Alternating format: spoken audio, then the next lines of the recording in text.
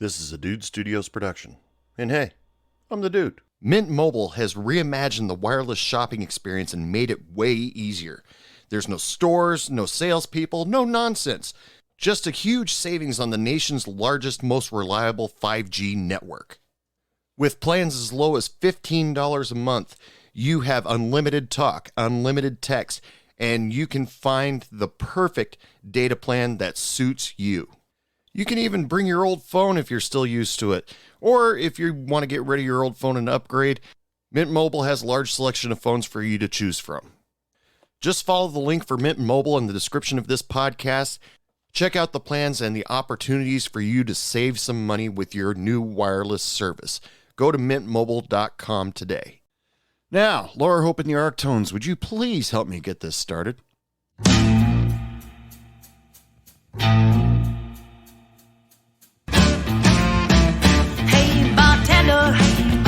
Pass me a drink. The reason that I'm here is I need time to think. All the way. Welcome back to Hey Bartender Podcast, the only podcast that forgives and forgets for the right amount of money. I am your host, the dude. You can call me Anthony if you like. How's everybody doing tonight? This is episode 219. Trying to keep up with all the other big podcasters out there, doing my best. You know, they always told me when you really enjoy doing something, just keep at it, and eventually good things will happen. Yeah, you know, I'm starting to believe that. I've met some really cool people on this show. But, you know, this is the beginning of the podcast, so we got to start off with the drink special. You come into my bar, first thing you look at is the drink special board to find out what the special is for the night. You'll realize that I didn't write anything, so I got to think up something off the spot. Now, this time I didn't think of something off the spot. Since everybody got started putting up their Christmas decorations about 4 seconds after the last doorbell ring on Halloween, I decided, hey, why not? Let's join the club. Let's start talking about some groovy holiday drinks. So this one I got off of mixthatdrink.com. It's called a candy cane cocktail recipe. Now, what they say about it, the gorgeous and tasty candy cane cocktail tastes like its namesake. It's all mint and berry with a hint of chocolate. It's got just enough cream to make it feel luxurious, and the pink color in the drink and the glass rimmed with crushed peppermint candy is just beautiful. Ingredients you're going to need: 3/4 ounce of Skyberry vodka, 3/4 ounce of peppermint schnapps, 3/4 ounce of white cream de cacao, 1/4 ounce of grenadine, 3/4 ounce of half and half, and some crushed hard peppermint candy. Now, what you're going to need to do, here are the instructions. I want you to take those peppermint candies, crush the shit out of them, get them somewhere between dust and gravel. And then you mix the vodka, peppermint schnapps, grenadine, and cream de cacao in your ice shaker. Shake the shit out of it. Get nice and cold. Be sure to shake it up thoroughly. You rim your martini glass with the crushed hard peppermint candy. You can do that any way you want, but don't lick the rim. That's just rude. And once you've got it in there, top it off with just a little bit of half and half and serve. Now, if you guys get the chance to try that out, let me know what you think of it. Email me, dude@heybartenderpodcast.com. I'd love to hear what your customers think about what these drinks that I keep telling you about. And, you know, send pictures of how it turned out, how it made it onto the bar for you. And I'll post it on the Instagram because I love doing that. Now, on to tonight's show. This is the Wednesday show where it's just you and me talking a little bit. You know, a couple episodes ago, some of you might remember I did a show about my life in fast food. And, you know, and how, you know, proud of it I was. It was a job I needed. It was a job that helped me gave me the time to find direction and where I wanted to go. But there was one story that all of a sudden popped into my head after I posted it. And it's one of those stories one of those things that had bothered me, past tense, for a very long, since I'm still thinking about it, 30 years later, but almost 30 years later, it probably does still bother me a little bit. But, when I was working in fast food, I made some pretty good friends. We all got along. We were all joking around with each other. Since I was the maintenance guy, I really didn't have to be in close quarters with the cooks or the people at the registers or the drive-thru. I just wandered around, and they'd just walk by and say, "Hey, Anthony," and I'd be, "Hey," and then, keep doing my cleaning job or repair job, whatever I needed to do. But every once in a while, I made good friends and really got into good conversations with them. There was this one girl. She and I became really good friends. She was really easy to talk to. She had a pretty smile, and she had a good manner about her. I had a little crush on her. And I kept my distance away from her because she told me she had a boyfriend. I have no problem with being friends with the girls, but once I find out that they have a boyfriend, or in my later years, I find out they're married, they are completely off limits. I do not make any moves. I do not do anything that I consider flirting. It's just a rule that I live by. I do not mess with other people's relationships. Even in the case where I do like the person a little bit more than a friend, but I see them in a toxic relationship, I still will not get involved. Maybe throw down one or two touches of wisdom every now and then, but I stay clear just because I don't want to be blamed for ruining somebody's life. But we became friends. I started really looking forward to seeing her when I looked at the job schedule, find out which shifts that we worked together. I started looking forward to saying hi to her when she showed up. Even got a little upset one time when I found out that she was going to work the night shift for a little while. But mostly she worked the day shift because so she could have time to see her boyfriend. Now, at the time, I thought their relationship was a little toxic just because her parents didn't want her to have anything to do with him. He was slightly older than her. She was 18 at the time, pretty sure, 17, 18. And her parents didn't like her boyfriend, so she would sneak out to go see him or whatever. And plus, there was that one time where she went home and she said that one of the cooks was trying to make a move on her, and that upset him. So he decided to come in the next day to find out who this guy was and beat his ass. Now, our store manager nipped that in the bud right away and told him, "You are not to come into this McDonald's while she's on shift." And, believe it or not, you can get 86'd from a McDonald's. It's totally possible. But he didn't mind me so much. She talked about me to him, and I actually did meet him, and he seemed pretty cool with me. He sat and listened to some of the demos me and my band at the time were working on. He didn't really care that I was hanging around his girlfriend, and we were just friends, and that's all it was. And things happen, things go by. And, even one time, this was kind of a bummer for me. I went over and talked to her because just the night before, I went out with some friends, and there were a couple people that were there with us. There was one girl that was sitting at the table at the diner with us who I'd never met before. And she just all of a sudden blurted out, "You have pretty eyes. You have really pretty eyes." Now, there's another story that goes along with that. But long story short, the buddy I was talking to at the time, he got insanely jealous about that because I guess he was after her, and all of a sudden she's looking at me, and he thinks I'm trying to cock block him. I wasn't. The compliment where she said that I have pretty eyes came out of nowhere, and I was just, "Oh, okay, hey, thanks." So the next day, I went back to work, and I felt like I had to tell my friend about that. And I walked over to her, and she's like, "Really? That happened?" I said, "Yeah, this girl just out of the blue just told me I had pretty eyes." And she goes, "Actually, that was the first thing I noticed about you when I first met you." And I was like, "What?"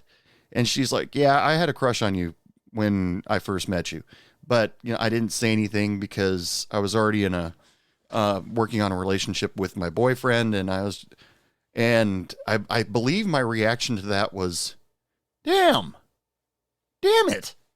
And I kind of left it alone. I never pursued it. I never did anything because, like I said, she was in a relationship. I'm not going to stand there and ruin it. And, I built up my self-esteem a little bit because I pretty much think I'm average Joe. I can walk in and out of any place and not be noticed. But that's just my own personal self-esteem. And, which is something it's a constant work in progress to build up my own self-esteem. But we stayed friends for a very long time. I worked at McDonald's for a year and a half, and she and we never really officially hung out together. Yes, like I said, I called her up one night and I said, "Hey, I want you to listen to this demo. Can I come over?" And she was like, "Yeah, come over." And her and her boyfriend sat and listened to it with us, and they were like, "Yeah, that's pretty good. Yeah, that's really good." Later, they took me aside and said, "We thought the lyrics were terrible. The guitar player was kind of full of himself, but the drums were awesome," because I was the drummer back then. And I was like, "Oh, okay, cool. It's something to work on." And we didn't really hang outside of work ever. There was one time I think where we accidentally met up at the same diner. We were hanging out at the same place, but that was pretty much it. Our relationship was completely based at work, and I considered us really good friends. She told me that she considered us really good friends. She considered me somebody that she could trust. I like that, but all of a sudden one day, I walk in and you know what? I'm not going to tell you guys what the deal was. I'll get to that a little bit later, but she had a shock in her life. Something new had just happened in her life. And I just, my usual morning, I walk in and I see her in the break room, and I say, "Hey, how's it going?" And she told me what was going on. Just blah, right there. And I went, "Whoa, okay. So, what's the deal? What are we going to do? What are you going to do?" And she was kind of in debate on how she was going to handle this new situation, because she wasn't sure how her parents were going to handle it. Like I told you before, her parents really didn't like her boyfriend. Truth being told, I didn't like him either. He was a schmuck. But she wasn't sure what her parents were going to do. And so she confided in me everything that was going on, all the stuff that she was thinking about. And I was genuinely worried about her, because I had certain values at the time that I've currently loosened up about. Not currently, but I'm not going to tell you what that opinion is or what the deal is. But I've came to the realization that sometimes things just need to happen, and because of various situations. Some people do it just out of convenience, but sometimes things need to happen just for pure safety. So, she wasn't sure how her parents were going to handle it. She was pretty sure that her father was going to beat the hell out of somebody, whoever was within arm's reach, probably. And so she was in a very, very deep debate on what she should do about it. And God, I wanted to give her advice about how to, what to do, how to handle it, give her options on things that she could do instead. But I had nothing. I was 18, 19 years old. I don't know shit about the world. And, coming out of private school, my ears are ringing with what should happen.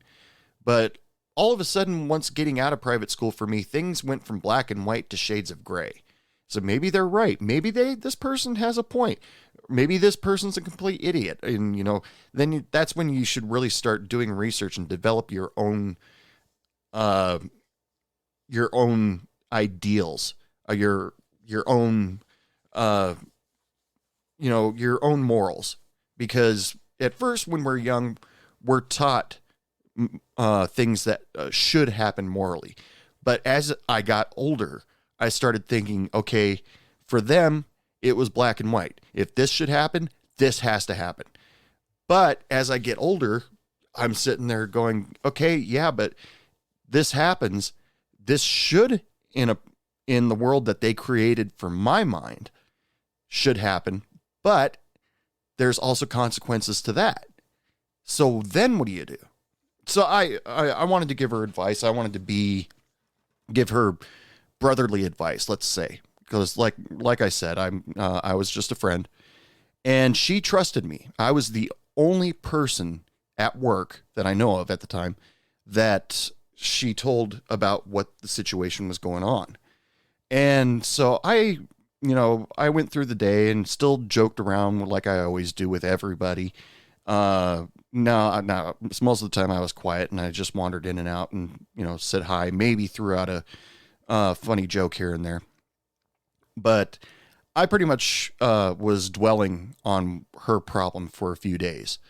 And then eventually I went in to McDonald's for a late night shift. Now, the late night shift was where we went in right after the store closed and we did a deep cleaning. I mean, pull the grills out, pull the deep fryers out, clean the floors underneath that, scrub the floors, clean the air vents, all that stuff. And the guy that I was working with doing that shift, he and I are about the same age. He and I started talking, and he looks at me and he goes, "Something bothering you?" And I said, "I got a friend that's in a little bit of trouble right now." And and then he blurts out, "It's her, isn't it?" And I said, Did she tell you?" And he goes, "No, she didn't." And I went, crap. I just told him. And because he said he noticed that she was going through some stuff, but she wouldn't tell him. And it was a secret that I was supposed to keep. And I didn't. I just all of a sudden just blurted it right out because I sat back and thought she probably told him. And I was wrong. So I expressed my problems with it. I was just like, I don't want her to go through it. I don't want this and that to happen because I think it'll just mess things up for the future. And my coworker agreed with me, and he was like, "Oh yeah, I totally understand." And at the end of that shift, they opened up the store back at 6 a.m. and I went home. I went to bed and didn't think anything else of it. I was just like, okay, yeah, nothing's going to happen. But he decided to approach her about it and talk to her himself and give her his views, his options. And immediately she was mad at me because I spilled the beans. Nobody else was supposed to know. And the next time I saw him, he says, "Oh, by the way, she's mad at you now." So very nonchalantly, he's just like, "Yeah, by the way, she's mad at you now." Why?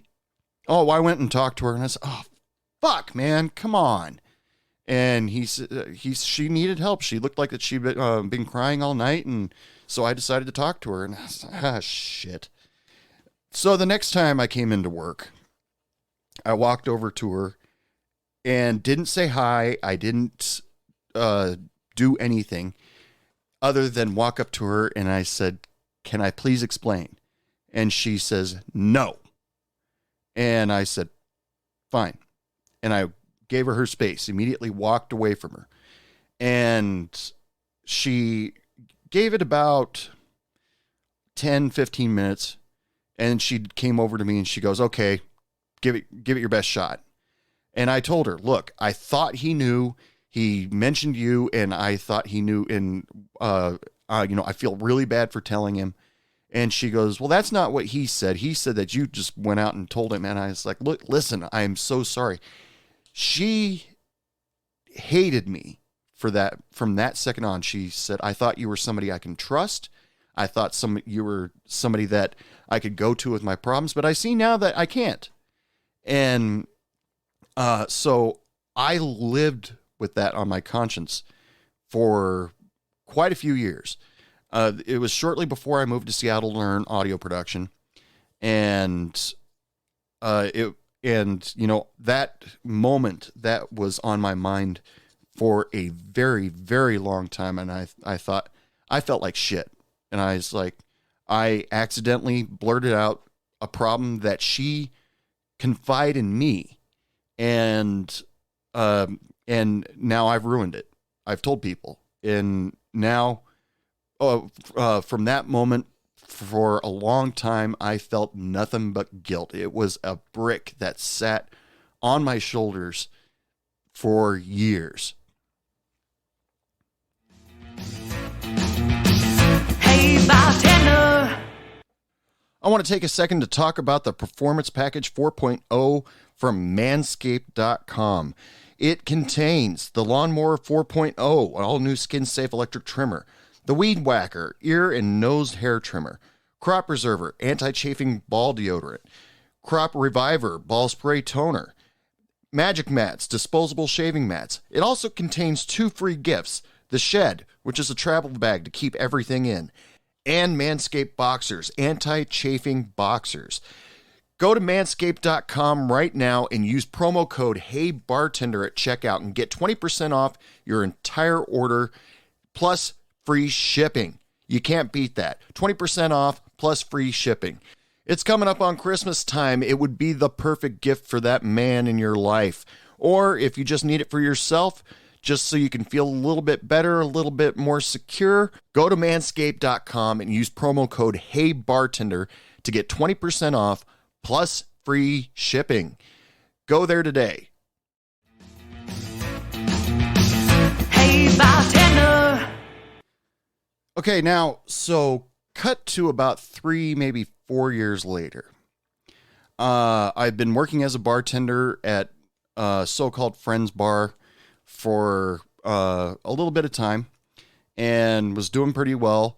And I went into work one day to get my paycheck and then straight over to the bank to deposit it. And who do I see walking down the street but that same friend from McDonald's? And immediately I stopped my car right where it was. I think I took up, I was driving a Plymouth Neon, so probably a parking spot and a half. No, one parking spot, but at least 2 of them. Anyway, that's not the point. I see her walking down the street, and I immediately stop my car, and I jump out and say, hey. And she goes, Anthony from McDonald's, right? And I said, yeah, hey, how you been? And she goes, oh, yeah, I'm doing fine. And we immediately start talking for a few seconds.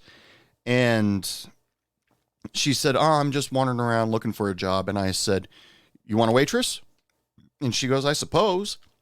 And I said, come with me. So I took her over to my restaurant. And I said, I immediately turned to my manager and I said, she needs an application right now.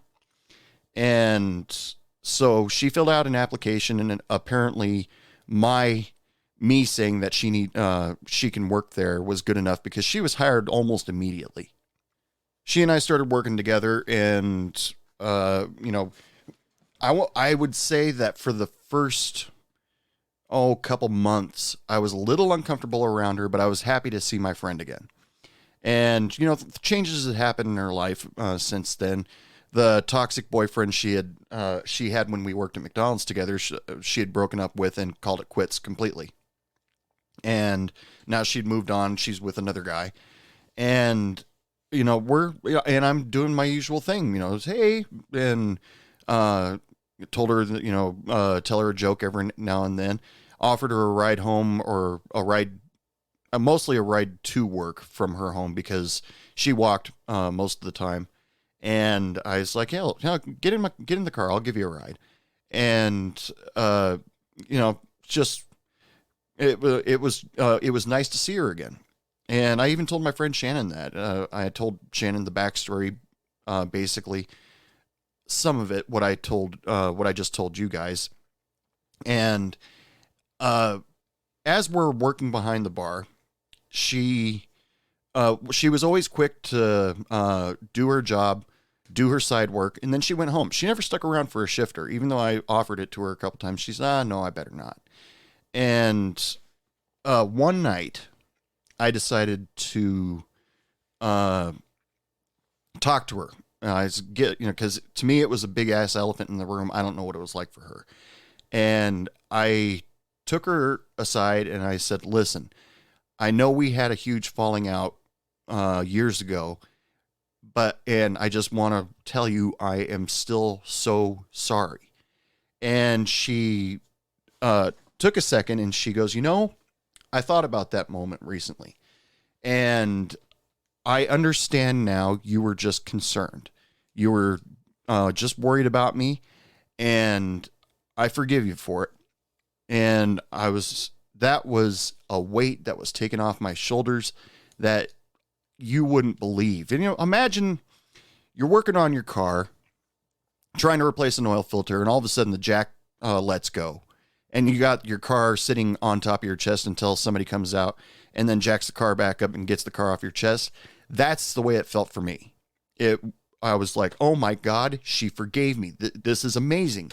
I feel good about myself again. Not great, but good. And then I said, well, I got to tell somebody. Then I jokingly to myself, I went, fuck, I got nobody to tell because I've never told anybody this story. And about the falling out. I mean, I told everybody that she and I used to be friends when we worked at McDonald's, but I told nobody about why our friendship had a falling out. And so I was just like, I got nobody to tell, but I'm so excited about this. She forgave me. This is amazing. And it was just one of those moments where I finally felt redeemed that I could be somebody's friend again, because I felt guilty for the longest time for telling a secret, even though I believed that the guy that I accidentally told the secret to knew about what the situation was, and just blurted it out.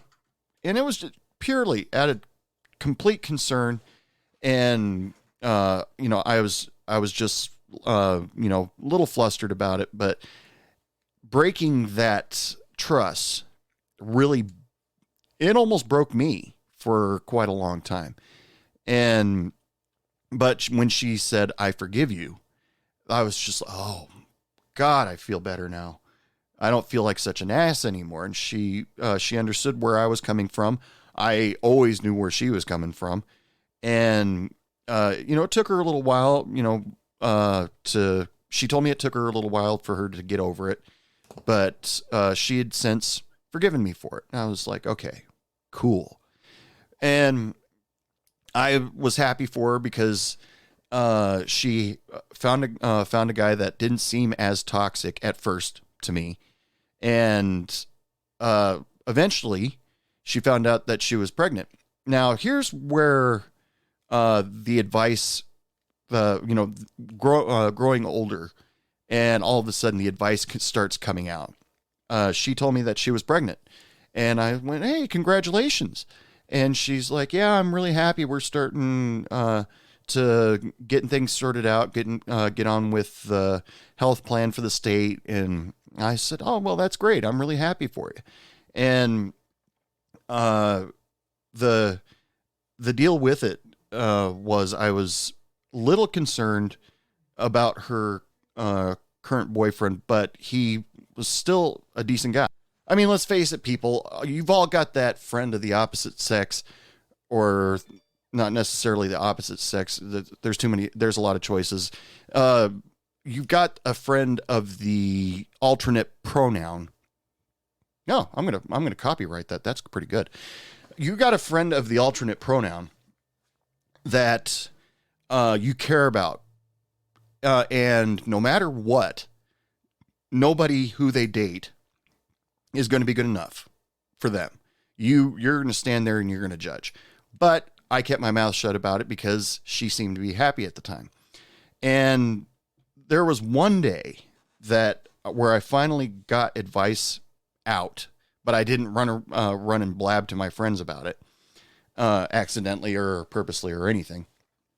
Was in the bar that I worked at, we had video poker, and her boyfriend at the time, I don't honestly haven't heard anything about them in years. They might be married now for all I know. Her boyfriend at the time loved playing video poker. He would go to the small hole in the wall video poker only that referred to themselves as a deli.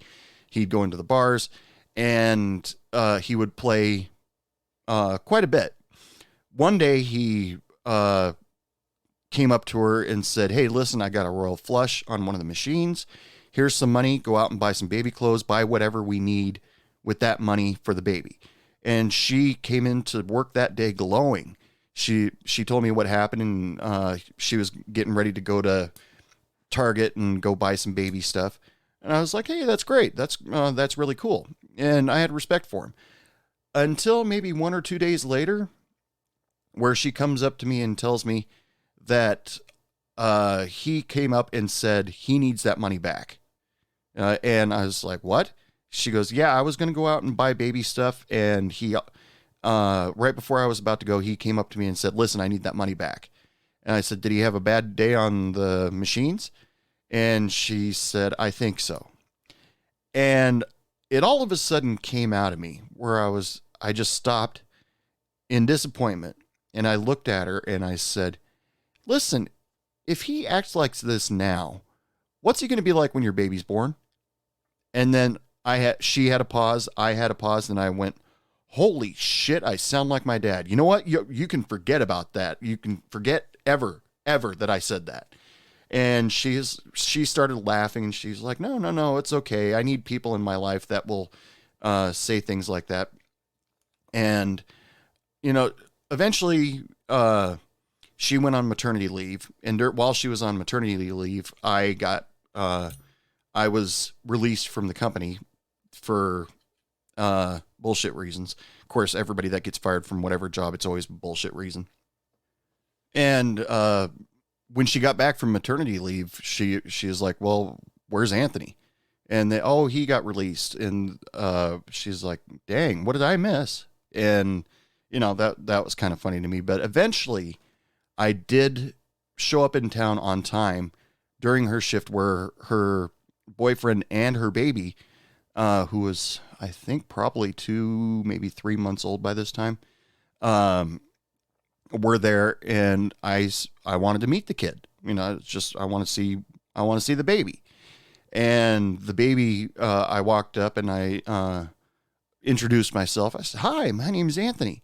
And it was one of those Hallmark moments where all of a sudden the baby started to get up from the high chair, and then her boyfriend picked up the baby and handed her to me. And the baby was just completely cool, just sitting in my lap, eating a pickle, and, just doo-doo, and I was just like, this is cool. And but unfortunately, after that day, I never saw them again. I don't know what happened to them. I moved on from to different jobs, and that particular bar closed. I think she eventually quit so she could spend more time with the baby. And they moved on with their lives. I moved on with mine. But I felt really good. I mean, the whole point of this story that I'm telling you is when your coworkers are as close as the coworkers are or can be in a restaurant, you are family. I mean, and family keeps secrets for each other. And that was a huge, huge, huge lesson for me, because as the situation was for her back in the days of McDonald's, as the situation was for her at the time, she really just needed somebody to confide in, and I needed to keep my mouth shut. And from that point on, I realized how sacred that trust is. And, bartenders, servers, people tell us stuff that they wouldn't tell their psychologist. The only other job that's close to that is maybe a hairdresser. I mean, bartenders, we have alcohol. In my opinion, that is not to insult the people that work in the hairstylist industry. You have all those goofy chemicals that you put in people's hair that, could have an effect. But I'm not, like I said, not saying anything bad about people that are beauticians or hairstylists or anything like that. But dear God, that perm solution smell, ugh, jeez. Or the acrylic smell, or the nail polish remover. Oh, okay, I'm going on a rant here. But being told a secret is usually very sacred, and she helped me realize how sacred it is.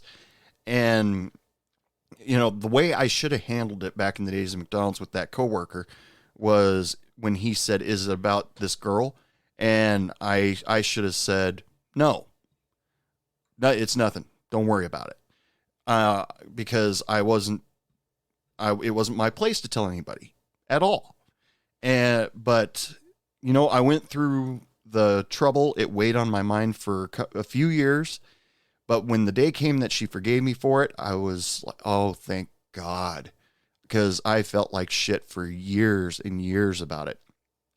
And I hope she's doing well right now. And, her, oh God, that was, almost 20 years ago. So her kid's probably, in college or something, or hopefully a trade school or something like that right now. But, I hope she's doing well, or hope her, life is great and her kids are healthy and good. And, just remember, people, I mean, people will come up to you and tell you secrets. And as you're the person that they told, you got to keep that secret for them, because it's very important. They needed to get it off their chest, and it's not our business to tell anybody about it. And unless, there should be no unless. But the funniest thing about some of the people that confide in me secrets was that they would tell me and say, please don't tell anybody. And I'd be like, you got it. I won't say a word to anybody. And then 2-3 days later, everybody knows. And immediately I want to wear a t-shirt and a big fucking neon sign above me that says, I told nobody. I did not do this. But no, they actually started telling people, and it was almost like they used me as a soundboard. I just want to talk to somebody about it, see how it sounds. But once again, it's a sacred oath or bond, that where you say, I promise I will not tell anybody, mostly because it's none of my business, and it's not my business to tell anybody else about it. Nobody else needs to know unless you tell them. Yeah. But it especially becomes a big problem when other people know there's a problem with that other person, and they say, come on, you have to know something. And I say, no, I don't know anything. They're like, come on, you know something. And eventually I throw it down and I said, I might know something, but it's not my place to say anything about it. And if she wants you to know, she'll tell you. So there. So that's pretty much my thoughts on the whole thing. Everything. Yes, I did wrong. She forgave me for it. Thank God. Because if she never forgave me for it, it would be still weighing on my shoulders to this day. And, I genuinely felt like a bad person for it. So anyway, that's enough of that. Look at that. It's last call, everybody. Last call for alcohol. I'm not coming out to the floor because everybody else is heading to the bar. So I'll just stay at the bar. If you want something, get up here quick, because I'm going to stop serving soon. Special thanks to Laura Hope and the Arctones for giving me the theme song, Dr. Bartender. Go check them out on Spotify, Apple Music, Bandcamp.com. They've got some great music, and like I've told you guys before, I'm a sucker for rockabilly. Special thanks to MixThatDrink.com for letting me steal off the internet the candy cane cocktail recipe. Remember, if you try that, let me know what you thought about it. And if you want to contact me, You can either email me, dude@heybartenderpodcast.com, or you can join up on my social media sites. I'm on Facebook, Instagram, and TikTok, all of them at Hey Bartender Podcast. You can even DM me from there if you have a funny story or something that's on your mind that you want to get off your chest and you want to talk about it a little bit. Just contact me, and we can either talk through it or we can talk about it on the show or whatever. If you want to promote yourself, if you're a bartender, server, or anything that in the service industry, I would love to have you as a guest on my show. So be sure to either email me, dude@heybartenderpodcast.com, or message me on Facebook, Instagram, or TikTok. All of those at Hey Bartender Podcast. Remember, people, let your customers know that you want them to come back, and make them drink responsibly, and then you drink responsibly yourself when you get that shifter at the end of the shift. But make sure to join on the next episode of Hey Bartender Podcast, where I interview Krista Dean from New York. She's been a bartender out there for some time, and she was a lot of fun to talk to. So make sure you tune into the next episode, episode 219, my interview with Krista_Dean. That's her handle on Instagram if you want to get a little information on her before the show. But that's it for Hey Bartender Podcast this episode. And as always, people, I wish you all lots of love, lots of sex, lots of happiness. And remember, don't take any shit from anyone. Good night. What do you mean it's last call? I just got here!